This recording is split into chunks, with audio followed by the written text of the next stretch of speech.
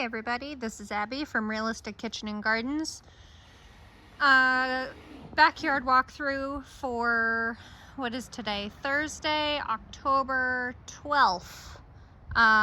2 days after the estimated first frost date, and we have not had a frost yet. So there's that. But we have a shed, most of it. We're gonna tarp it tonight, and then we're gonna finish putting shingles on it tomorrow, and door and blah blah blah blah blah. Anyway, we're here for the garden stuff. That hasn't changed. I did harvest some, ooh, look, a bee. I did harvest some parsley to dry it. I have dried it. Leo has to say hi. And I haven't stored it yet. This bed is still spottily growing. Again, I really haven't been doing a great job of consistently watering it, so there's that. Haven't touched this bed. Not going to. Leo! Haven't done anything to this bed. I should move the pallets just to shift pressure and all that. Hey, chickens! Where are you, Leo? He must be up on his post. We're gonna just go right ahead. Oh, you have a couple hens up there with you. We're gonna just go ahead and go straight up here. Garlic hasn't done anything yet. It may produce some little bit of greens before frosts and all that. I need to put a bed of straw on it, and I keep finding these little baby, not that they'll live through a frost, but I keep finding all these little baby, oh, Leo, buckwheat. Couldn't think of the name of it. I guess I accidentally did an experiment between cardboard and no cardboard and just tilling. And the no cardboard's doing much better, of the same cover crop. Planted same day, treated the same amount of water, yada, yada, yada. So, ta-da, at least do some. Meanwhile, this cover crop is still doing well. So we have the field peas, we have, this is the tiller radish, this is probably oats of some kind. There's also dandelions poking through, but this is the side that did not have the cardboard. So there are dandelion greens and regular grass of whatever type of grass there is. But this row seems a little more progressed.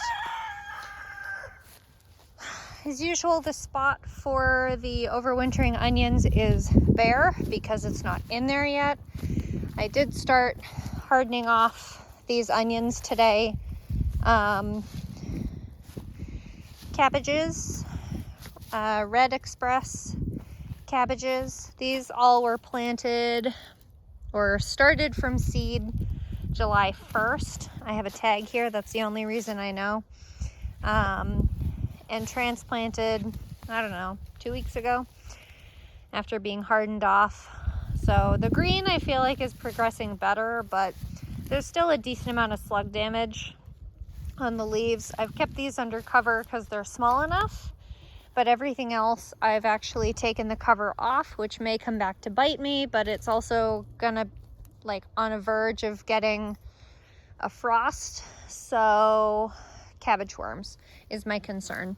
But so far so good. So this is Waltham heading broccoli, the type that, you know, you're used to seeing in bags with florets and stuff. So the plants look decent. I still don't really know why all my brassicas do this big dramatic laying down thing, but you know, whoop, broke that leaf off. I don't even know what's happening. This one was the biggest one, and it was curling up against the top of the cover. Thought I saw a worm. It was a stem, a leaf. They're getting there.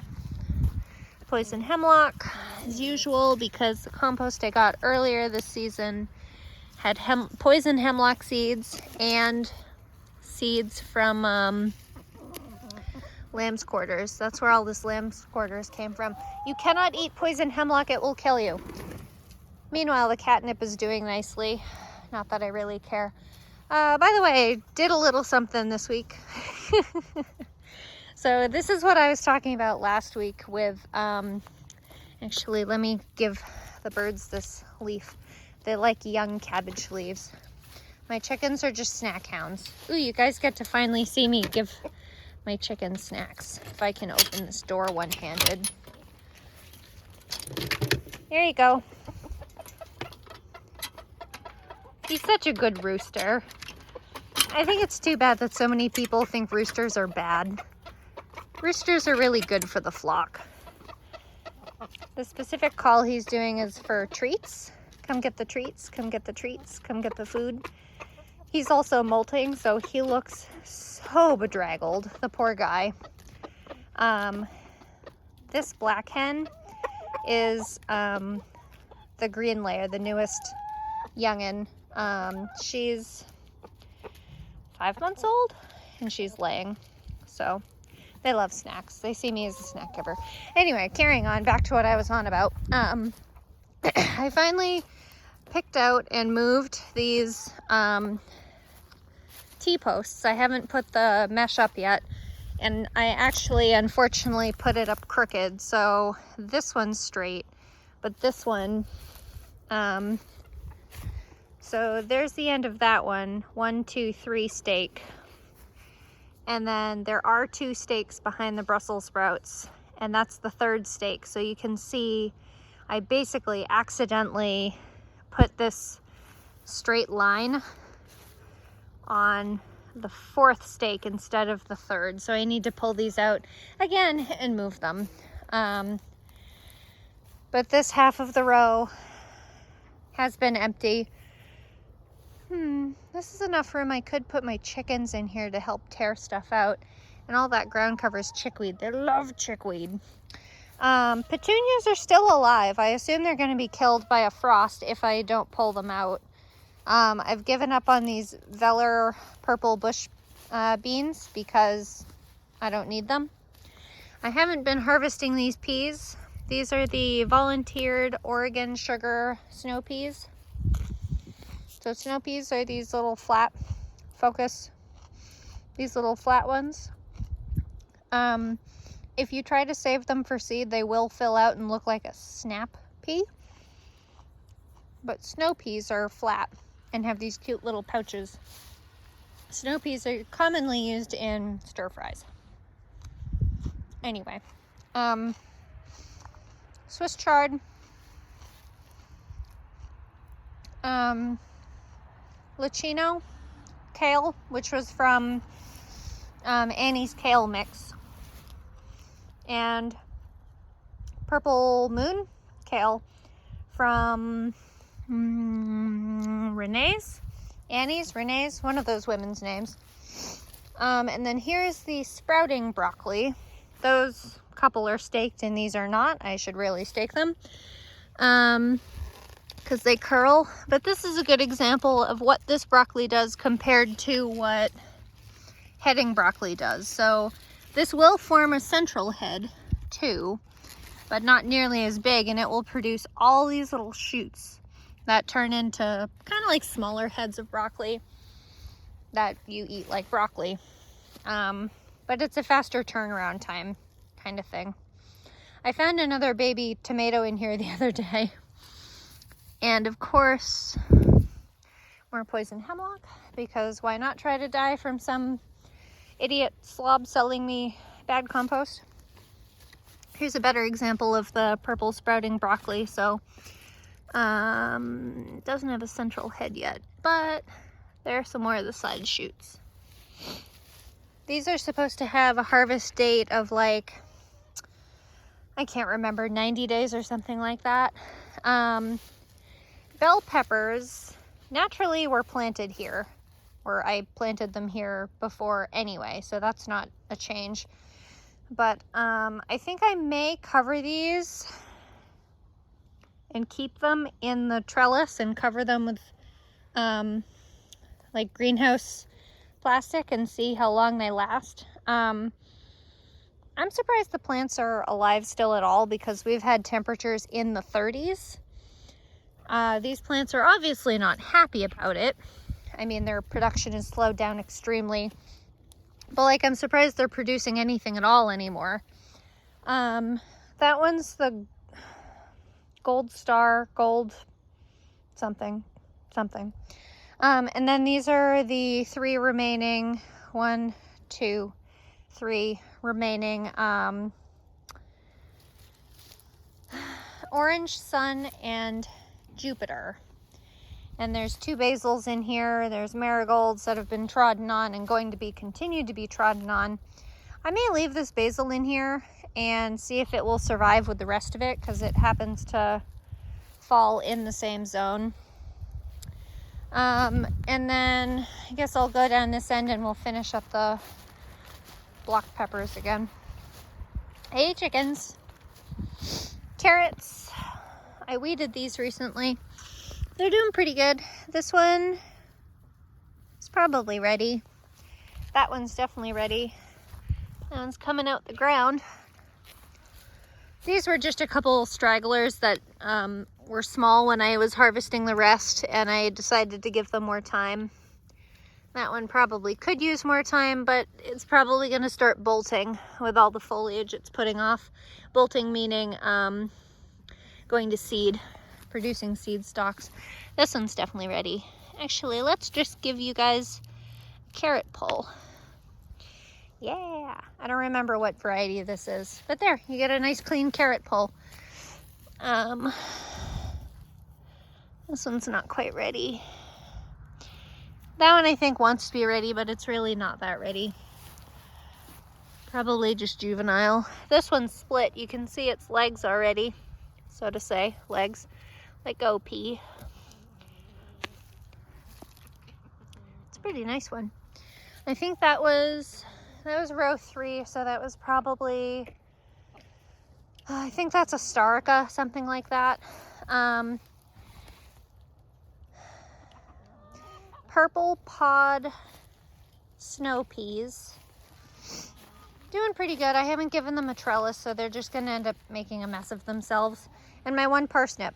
That is a harvest of 100 and some days, where the carrots are just about 70.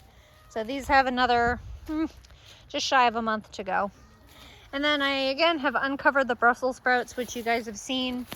I just don't have a cover big enough for them. So they're starting to produce their sprouts.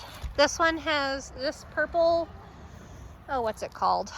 Trying to think of the name.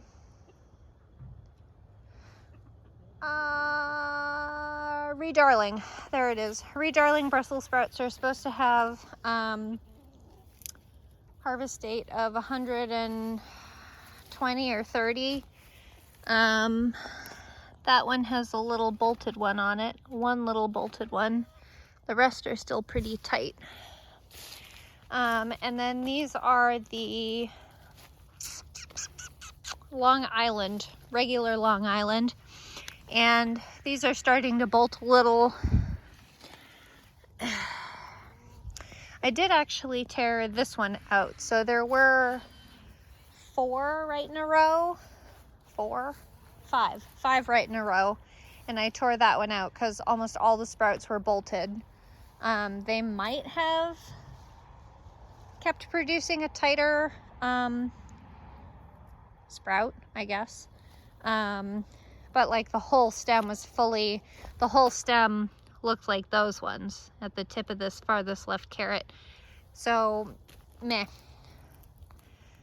These ones are a bit tighter. They almost feel further behind. This one does anyway. But it might just be because of how bunched they are. They're kind of blocked. Now this damage might very well be from stupid cabbage worms.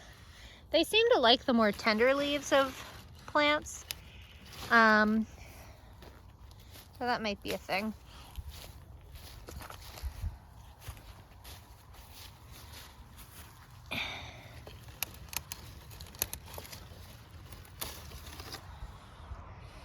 No, that might still be slug damage. God, the slugs are brutal. I must have gotten slugs in that dirt too. Slugs, lamb's quarters, and poison hemlock. What a trio. This basil still going crazy, and this pepper, as the bell peppers are, this pepper is still producing as much as it can. And that's right about the garden. I'm gonna go bring you over to the raspberries, because I haven't shown you the raspberries much lately. Not that they're doing very much. These are the extra T-posts from the tomato cages, or tomato supports I had, if you remember them. There's the cattle panels to put back up at some point. But these raspberries, they haven't produced for a while now. Ooh, let me show you the rosemary too, actually. This rosemary put off this one stem. So I got this plant. This is ARP rosemary from Territorial Seeds that I got in May. And I hardened it off and I transplanted it. But it's basically right in solid clay. I didn't give it a very big pot of good dirt. So I'm tempted to dig it out, give it a bigger dirt pot in the ground. And I have a cloche for it, which is a hard plastic dome to go over it to protect it from the worst of the cold. Or I may bring it in. My grandmother always brought it in the winter, and I don't know if I want to do that. So these are 3 pups, 3, 4. Ooh, that one even branched down there. That's a little weird. So if I understand correctly, these will be the fruit-bearing vines, canes in the spring. This one shot out late, but these will completely die back in the winter, I think. These will completely die back, lose their leaves and look dead, although this one's really dead, but I don't know. That clematis was very mad about being transplanted. The oak leaf hydrangeas have done this. They did flower. They flowered pretty well, but it's such a young plant, small young plant. It's kind of like, okay. I saw a big mature one. I should have taken a picture for you guys. And this garden is still, I'm still shocked at these coreopsis doing as well as they are. There's Major Wheeler honeysuckle, native honeysuckle. He seemed fine. He doesn't seem to care much. And then there's this big garden of chaos that I'm enjoying it. And a lot of these things I believe will reseed, like the calendula reseeds really easy. Bachelor's buttons. Marigolds don't per se reseed, but they're very easy to save seed from and resow. I think bachelor's buttons, like these white ones, that pink one, purple, that big blue one got really big, and dark purple, you know, all that. Ooh, these purple ones too. They'll reseed. The coreopsis, I'm sure, will reseed with all these dead buds on there. I don't really even know what coreopsis flowers look like off the top of my head. Alright, so they look just like, it actually looks just like thistle seed if you know if you ever look at bird seed. But they remind me very much of marigold seeds. But I love these short calendulas. I'll probably save seed from a number of these heads and purposely plant calendula around, because these plants stay nice and small and short, so they'll be good companions. I like that one with the dark center. Not all of them do. Some of them have light centers, some of them are really woolly, some of them are really flat. The variedness is fun. But anyway, these videos are probably going to slow down, especially after the first frost. I probably won't do them weekly because there's going to be nothing that changes. The first harvest of the Brussels sprouts is going to be the Long Island, and allegedly it's supposed to be the end of this month, the end of October, but I really don't know if that's going to actually be true. And then Redarling, because they're so much later than Long Island, will be harvested, I'm pretty sure, in early December. And assuming they don't slow down too much from the cold and the shorter days, which they will, but they're a long season anyway. So anyway, if you like this kind of stuff, please like, comment, and subscribe.